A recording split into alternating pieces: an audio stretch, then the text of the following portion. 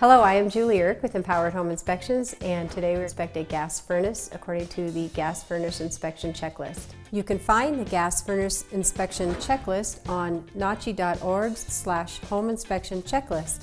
So without further ado, let's get started. We're going to look at the thermostat, and in the inspection report we are going to describe the thermostat location. Typically I take a picture of the thermostat so I can recall the temperature setting, and I will document this thermostat is located under the stairwell in this condominium. Okay, we're going to locate the furnace, and it is in the upper level utility closet. We're looking for the energy source. It is electrical with gas heating method.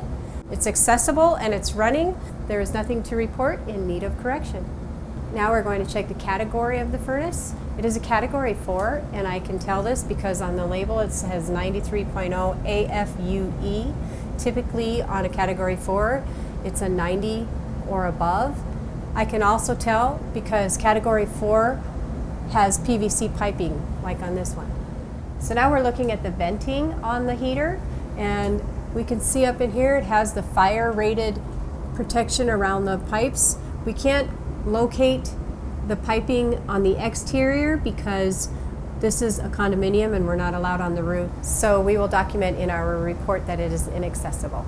Okay, the protective barrier for this furnace is this utility closet door. Another place you would see a protective barrier would be in the garage where there's moving parts like a vehicle. So now we're going to locate the light and the receptacle. And there is a bright light above the furnace, and I see a receptacle here. So we're going to document in our report those locations. Then the furnace needs to have an electrical service disconnect, so we're going to locate that. We're going to follow this down, and it's right here. So that all checks out good. Now we're going to take a look at the cabinet, and it all looks good, solid. Typically you want your clearance to be 3 inches or more, and this looks like it might be a little tight, and it looks like it's right at about 3, but I might document that in my report that that's pretty tight. Okay, we turned off the furnace using the service shutoff switch, and we've removed the panel. This is beyond the scope of a visual-only home inspection, but it can be beneficial for your client to document if the furnace is dirty and needs servicing. Now we're going to look at the blower airlock door switch. That's behind this panel. This is a safety switch to turn the blower off should this cover come open. Okay. And our switch is here. We're going to look at the blower housing, the blower motor, the fan blades, the electrical wires, and we're looking for dirt and accumulation. There's some rusting in here. We're going to document that. Now we're going to look at the main control board and circuit board, which is typically located inside the blower fan compartment. We're going to look at the transformer and at the wiring, and we've also checked the connection of the blower fan assembly to the blower compartment. Some of this is a little inaccessible. We'll just document that.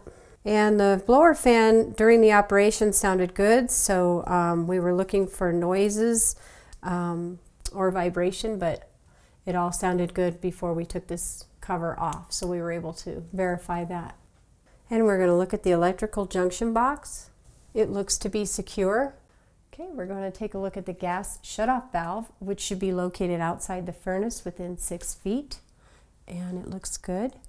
Then we're going to look at the union, and we're going to look at the sediment trap, also known as the drip leg.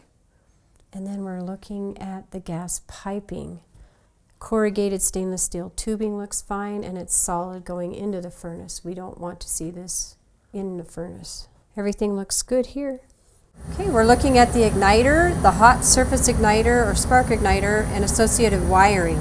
We're looking for corrosion, cracks, or damage. We're looking at the flame sensor, which is a small metal rod, and its associated wiring. We're looking at the flame rollout switches and wires, and we're looking for cracks on the hot surface igniter. We're going to check for proper operation by listening to the clicking at the spark igniter.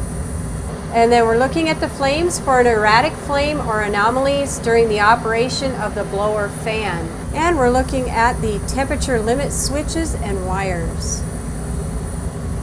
Seems to be secure. We're looking at the inducer fan mower and blower assembly while it's operating. All looks good in here.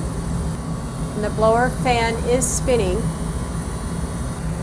Everything looks good here. Okay, we're going to look at the pressure switches and hoses. This one has 2. Wires look to be secured to the switches, and hoses look good. And we're going to take a look at the condensate trap and removal installation. Taking a closer look at the condensate pipe inside here, I can see there's some dripping going on. I will note that in my report. I would note there was some fryer dripping going on. We're going to take a look at the electrical components and wires and connectors. And this is the wiring for the thermostat. I don't see anything out of the ordinary. It looks to be secure. According to the InterNACHI standards of practice, it is beyond our scope of the inspection to check for combustion air. Air for combustion, ventilation, and dilution of flue gases for gas-fueled central furnaces and heating systems must be provided by certain provisions listed in the manufacturer's installation instructions and the local building codes. We don't have access to those, so therefore we cannot determine what that is. So we'll just note on our report. The minimum amount of indoor combustion air for the furnace is 50 cubic feet per 1,000 BTUs of the furnace input rating. Again, we can't determine that. Okay, we're going to look at the air distribution system. And we're looking for the vibration isolators, making sure they're installed between the furnace and the metal ducts. And that's what that black is up there. And then we're going to look at the air filter compartment.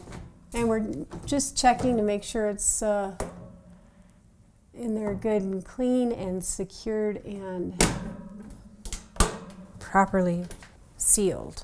We're going to look at accessible ductwork for indications of moisture accumulation or biological growth. I don't see anything going on there. Then we're going to look at other sealed areas on the unit. And I can see this is come loose, so we're going to document that this sealed area has come loose and recommend correction. We're going to look at the ducting on top here, and we can see that the appropriate glue has been used on this piping, and that's all we have access to on this unit for piping. Okay, we're looking for the return air for this furnace. This appears to me as the filter for the furnace. I can't differentiate the fresh air versus the filtered air, so I'm just going to document that on my report. Every habitable room should have a supply of conditioned air, so we're going to check this one. We're going to check the grill. We're going to look to be sure things look clean and it's working properly. This looks great. And the sequence of operation is that the thermostat calls for heat, inducer motor turns on, pressure and limit switches check for problems, hot surface igniter turns on and glows, or the electronic spark igniter sparks. Power is sent to the gas valve opens with a click, gas is supplied to the burners and the burners ignite. Flame sensor confirms that there is flame, flames heat the exchanger, the blower motor fan turns on and circulates air through the heat exchanger, and delta T is achieved. Delta T is the temperature difference between the supply air and return air. Delta T can be used to help diagnose system performance. Calculating delta T is complex and is beyond the scope of a home inspection. Calculating delta T at a forced air duct furnace involves an HVAC technician subtracting the return air temperature from the supply air temperature, and the difference is the delta T for the difference in the temperature. Delta T for a heating system may be indicated by the data plate on the furnace as the temperature rise minimum and maximum. It may be a 30-degree difference in temperature. If the delta T is high, poor airflow may be the problem. If delta T is low, the furnace capacity may be inadequate or there may be too much airflow. And that concludes our gas furnace inspection and checklist. Thanks for watching. I'm Julie Erck with Empowered Home Inspections.